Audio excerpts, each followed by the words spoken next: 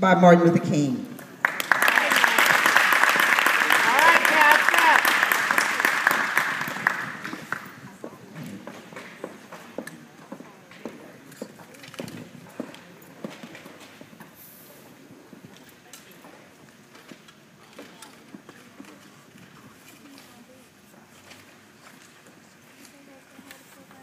I am happy to join you today in what will go down in history as the greatest demonstration for freedom in the history of our nation.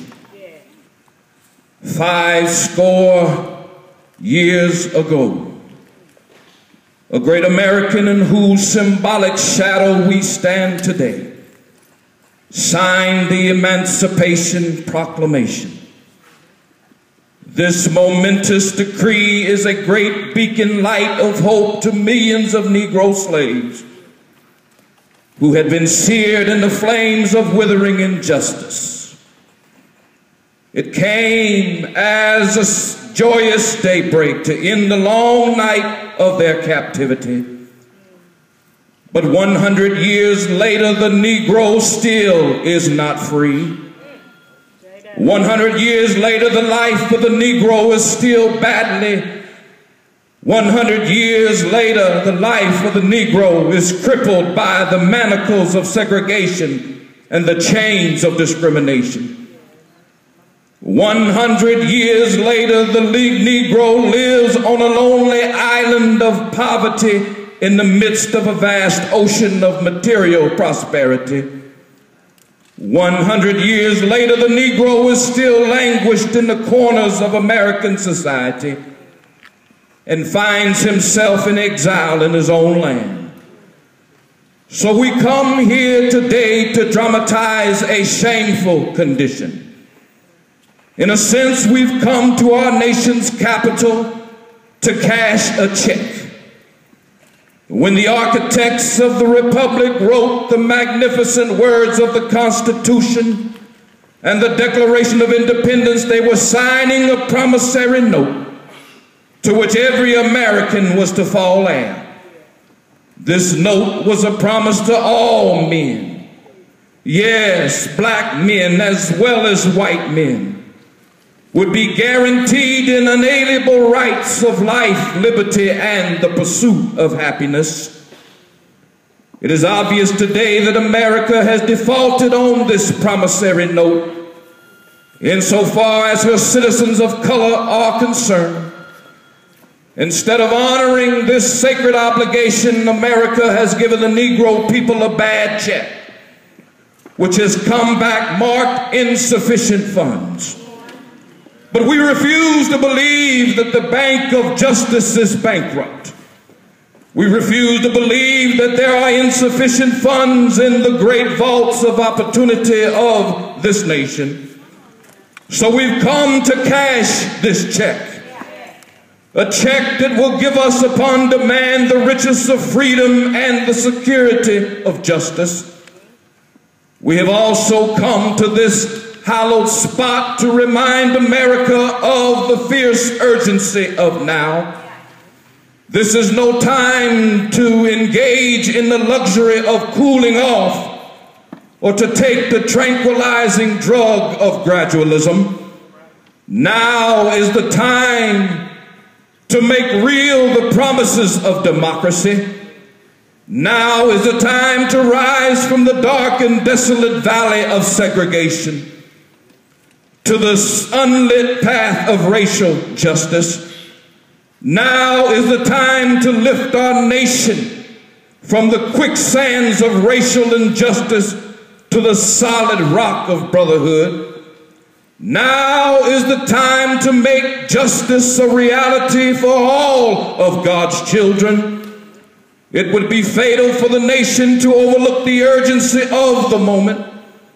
This sweltering summer of the Negro's legitimate discontent will not pass until there is invigorating autumn of freedom and equality. 1963 is not an end, but a beginning. And those who hoped that the Negro needed to blow off steam and will now be content will have a rude awakening if the nation returns to business as usual. We cannot be satisfied as long as the Negro in Mississippi cannot vote and the Negro in New York believes he has nothing for which to vote. No, we are not satisfied, and we will not be satisfied until justice rolls down like waters and righteousness like a mighty stream. I am not unmindful that some of you have come here out of great trials and tribulation. Some of you have come fresh from narrow jail cells. Some of you have come from areas where your quest for freedom left you battered by the storms of persecution and staggered by the winds of police brutality. You have been the veterans of creative suffering. Continue to work with the faith that unearned suffering is redemptive. Go back to Mississippi. Go back to Alabama. Go back to South Carolina. Go back to Georgia. Go back to Louisiana. Go back to the slums and ghettos of northern cities, knowing that somehow this situation can and will be changed. Let us not wallow in the valley of despair.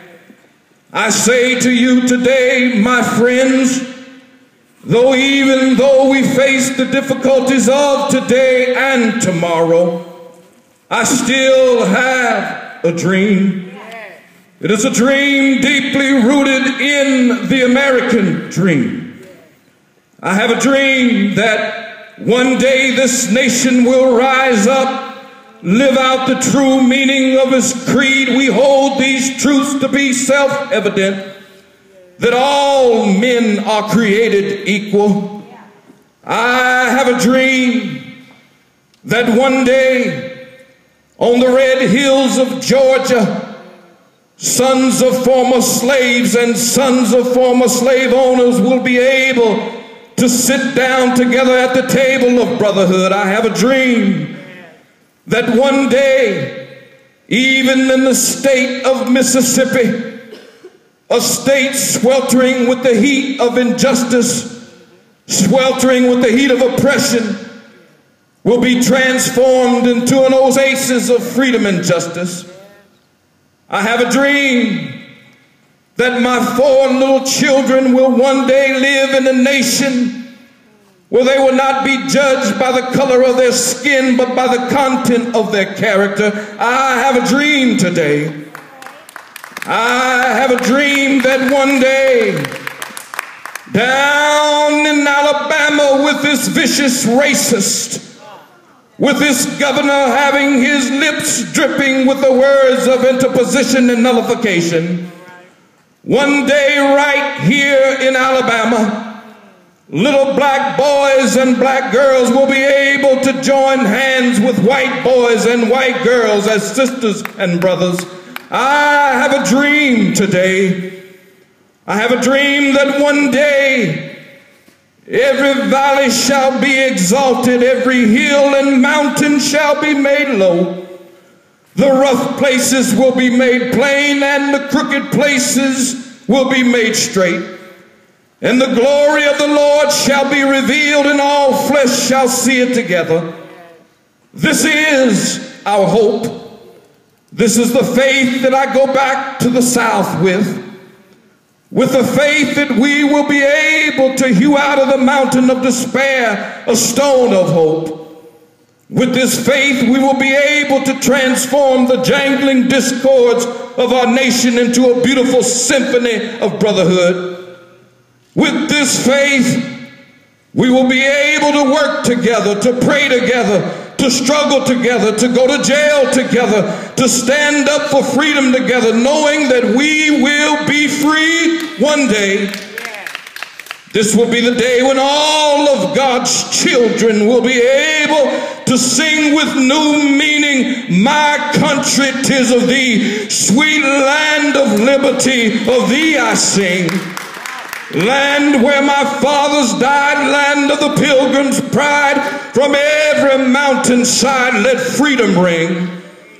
And if America is to be a great nation, this must now become true. So let freedom ring from the prodigious hilltops of New Hampshire. Let freedom ring from the mighty mountains of New York. Let freedom ring from the heightening Alleghanies of Pennsylvania. Let freedom ring from the snow-capped Rockies of Colorado. Let freedom ring from the curvaceous slopes of California. But not only that, let freedom ring from Stone Mountain, Georgia. Let freedom ring from Lookout Mountain of Tennessee.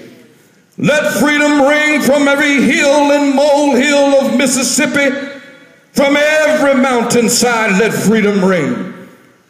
When we allow freedom to ring, when we let it ring from every village and every hamlet, from every state and every city, we will be able to speed up that day when all of God's children, black men and white men, Jews and Gentiles, Protestants and Catholics, will be able to join hands and sing in the words of the old Negro spiritual, free at last, free at last.